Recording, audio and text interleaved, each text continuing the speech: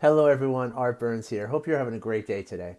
So when we start to bring our implicit biases into the explicit, right, bring them to within our understanding and our awareness and our consciousness, right, we start to develop a higher sense of self-awareness, right? Now, of course, it doesn't just include our implicit biases, it's also our emotions in general, right? As we examine our implicit biases, we start to understand the emotions that they affect, right? So in a sense, we are at the same time developing this self-awareness of every aspect of our emotional experience, right?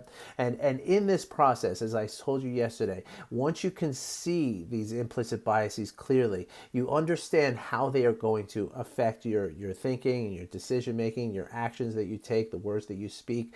And then we can sort of temper those things, right? We can inhibit ourselves because we have the control now to say the things, to not necessarily say the things that our biases are telling us to say, but instead to question that, to check ourselves and say something that is much more constructive for ourselves and for others. Which brings me to the next level, okay, which is empathy. Once we can understand ourselves, whether it's our implicit biases or our emotions or both, once we understand these things very clearly and we kind of get a real sense, a real vivid view of these things, we can then start to understand the same things in others, right? We can understand what motivates people. We can understand what they're feeling, what they're going through. Empathy is essentially the act of being able to feel something in your body that someone else is feeling in theirs, okay? And this comes through again a self-awareness, right? To be able to see yourself very clearly, you can then see that somebody else is going through the same thing as you. They have their own biases, they have their own emotional motivations, and once we can do this, right, we can really bridge a gap between the two of us, right? Now, incidentally, these are now the first 3 out of 5 domains of emotional intelligence as named by Daniel Goleman, who literally wrote the book Emotional Intelligence. So the first 3 are self-awareness, self-regulation, empathy, and then the next 2 are motivation and social skills, right? Now, motivation and social skills are going to arise naturally from the first 3, right? Because once you understand all this, you see how these things, both your biases and your emotions, motivate you. They motivate your decisions, they motivate your actions, they motivate your words, right?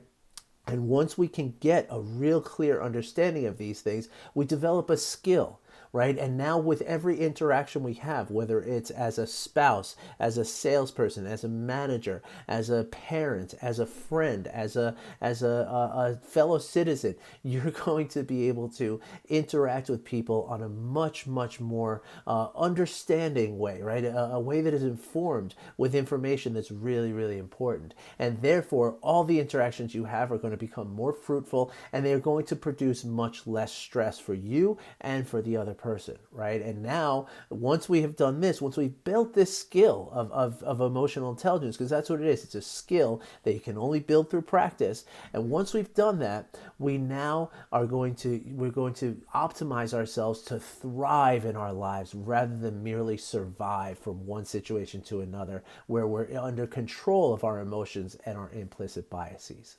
So if you'd like some information, some really simple practices, I have a practice specifically that it cultivates empathy, and I would be more than happy to share that with you. All you got to do is send me a comment below, send me a direct message or an email, and just let me know that you want this, and let's talk about it. I'll explain the practice to you. I'll give you some information that you can use to get started, and you'll be on your way.